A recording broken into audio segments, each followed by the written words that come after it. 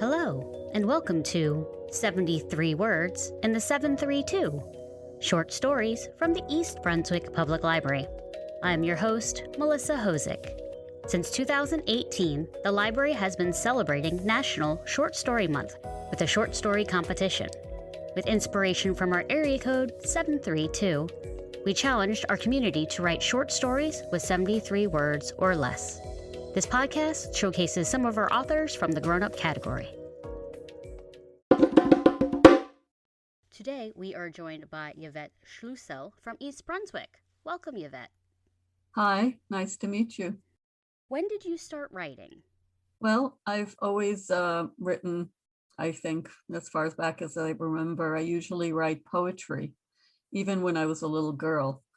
But more, when I was grown up, I've done mostly nonfiction writing for journals in medicine, public health, and nutrition.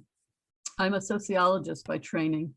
I got my PhD at Columbia University in sociology and went on to do a postdoc in cardiovascular epidemiology at Cornell Weill Medical School, and then went on to teach public health epidemiology. And now I'm a part-time researcher in nutritional sciences at Rutgers. What inspired you to write your 73 words in the 732 submission? Well, I was very intrigued by this 73 words. I thought that's a really big problem I always have when I edit down my journal articles, how to say the same thing in a short format. In fact, recently, my colleagues and I published a paper that we reduced from 5,000 words to 1,000. So it was a challenge. You were challenging me. And since moving to East Brunswick 28 years ago, I've become much more in touch with nature than I ever was living in New York. And observing the natural world has given me greater insights to animals, especially birds that visit our lawns, trees, and forests. So I thought, why don't I do this?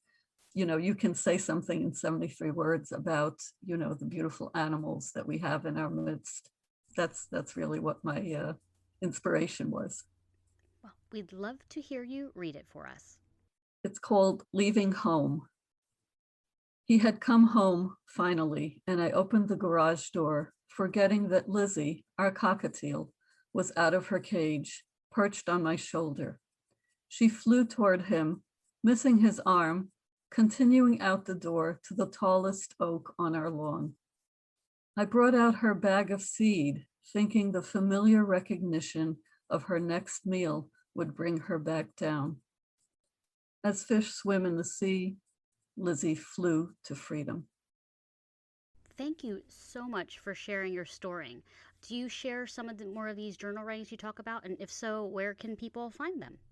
Yes, I do have a recent publication that I can share with you on a link. And I also have a poetry blog.